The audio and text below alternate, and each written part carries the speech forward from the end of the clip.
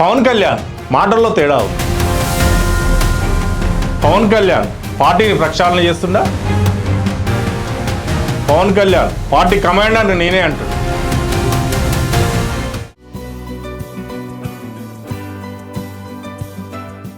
నమస్తే, మీరు చూస్తుంది యువతరంగం, ఇది సమాజాంతరంగం. నేను మీ సిద్ధు గౌడ్. ఇటీవల కాలంలో పవన్ కళ్యాణ్ తరచుగా వార్తల్లో వినిపిస్తున్నటువంటి పేరు. సినీ రంగం నుండి వచ్చి రాజకీయ రంగంలో సెటిల్ అయి రాజకీయ రంగంతో పాటు సినిమాలు కూడా తీస్తూ ముందుకెళ్తున్నాడు. రాజకీయ నాయకుడు అంటే ఖద్దరు పట్టాలే కాదు, స్టైలిష్గా కూడా ఉండొచ్చని చూపిస్తున్నాడు. ఇవన్నీ ఒక ఎత్తు. అయితే తమిళనాడులో జరిగినటువంటి ఎన్నికలు ఏదైతే ఉందో, ఆ తమిళనాడులో సినిమా హీరో ముఖ్యమంత్రిగా అయినటువంటి అంశం ఆంధ్రప్రదేశ్ పైన తీవ్ర చర్చల్లోకి తీసినటువంటి అంశము అది. అక్కడ సినిమా హీరో సీఎం అయినప్పుడు ఇక్కడ పవన్ కళ్యాణ్ సీఎం ఎందుకు కాలేదని చెప్పి తెలుగు రాష్ట్రాల్లో ఒక చర్చకు తెరలేసింది. మరి పవన్ కళ్యాణ్ కూడా దీనిపైన పెదవి విప్పిండు. పక్క రాష్ట్రంలో ఏ ఖర్చు లేకుండా కటౌట్లు పెట్టి ఇన్స్టాగ్రామ్లు టెలిగ్రామ్లతోటి ప్రచారం చేసి సీఎం అయిండు. 30 ఏళ్లలో నేను రాజకీయంలోకి వచ్చిన ఎన్నో ఒడిదొడుకులను ఎదుర్కొన్నా.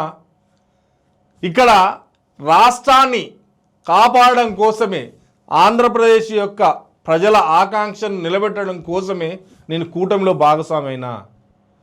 ఇక్కడ నేను ఉన్న పరిస్థితులను చూసి నేను ఇక్కడ రాజకీయంగా నిలదొక్కున్న ఎన్ని ఒడిదొడుకులు వచ్చినా 2009లో ఒక అనుభవం ఎదురైంది, 2014లో ఒక అనుభవం ఎదురైంది, ఇప్పుడు ఒక అనుభవం ఎదురైంది. పార్టీని ఎలా నిలబెట్టుకోవాలి, పార్టీని ఎలా నిర్మించుకోవాలన్నటువంటి అంశంలో చాలా అనుభవం వచ్చింది. కాబట్టే కొండల నుండి చీల్చుకొచ్చి ఒక మొక్కను నాటుకొని ఆ మొక్కను ఎదిగిస్తున్నా అని చెప్పి పవన్ కళ్యాణ్ చెప్తున్నాడు. అంటే ఇక్కడ పవన్ కళ్యాణ్ జీవితంలో చాలా రియలైజ్ అయిందా?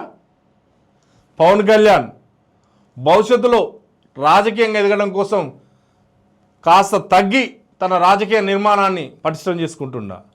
ఈ చర్చ చాలా మొదలైంది. ఇటీవల కాలంలో ప్రొఫెసర్ నాగేశ్వర్ గారు ఒక చర్చలో పవన్ కళ్యాణ్ గురించి, జగన్ గురించి ఒక కామెంట్ చేసిండు అన్నట్టు ఏదైతే ఉందో, దానిపైన కూడా పవన్ కళ్యాణ్ పెదవి విప్పిండు. ఎవరి గురించో ఎవరినో జైల్లో పెట్టాల్సినటువంటి అవసరం నాకెందుకు, జైల్లో పోతే సీఎం అవుతాడనే సెంటిమెంట్ ఏదైతే ఉందో ఆ సెంటిమెంట్ నేను పట్టించుకోను. నేను రాష్ట్ర ప్రయోజనాల కోసమే చంద్రబాబుతో చేతులు కలిపిన, కూటమిలో నిలబడ్డా. కూటమిలో ఎలాంటి ఒడిదొడుకులు ఉన్నా కానీ అడ్జస్ట్ అవ్వకుంటూ పోతున్నా. ఎందుకంటే కూటమిని నిలబెట్టుకోవాలనేది తన ఆకాంక్ష. కూటమి అనేది ఖచ్చితంగా ఉండి ఆంధ్రప్రదేశ్ను అభివృద్ధి చేయాలనేది ఒక కోరిక. కాబట్టి నేను తగ్గున్నా.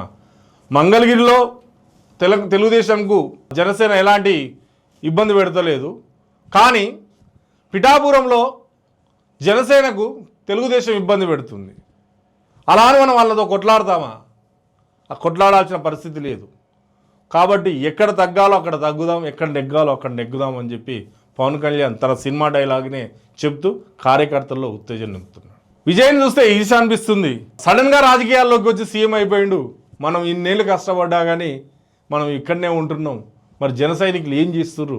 జన సైనికులు మీ పాత్ర ఏంటి? జన సైనికులు మీ కార్యాచరణ ఏంటి?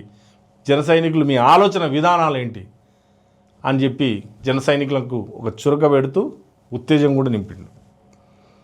అంటే 2029 లేకపోతే 2034 ఒక టార్గెట్ పెట్టుకొని తన పార్టీని నిర్మించుకొని, నిర్మాణాన్ని పటిష్టం చేసుకొని కింది స్థాయి నుంచి పార్టీని బలపరచడం కోసం పవన్ కళ్యాణ్ ఒక వ్యూహకర్తగా మారిండని చెప్పి అర్థమైపోతుంది.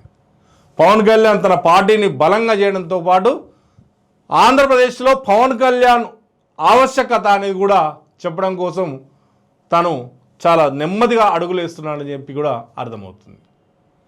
ఈ తరుణంలో కూటమిలో ఎలాంటి గొడవ లేకుండా చంద్రబాబుతో సఖ్యతగా వెళ్తూ, బీజేపీతో కూడా సఖ్యతతో ఉంటూ, కేంద్రంలో ఒక చరిష్మాగా, ఒక ప్రత్యేకతగా ఉన్నటువంటి నాయకుడిగా కూడా పవన్ కళ్యాణ్ ప్రాధాన్యత సంతరించుకున్నాడు.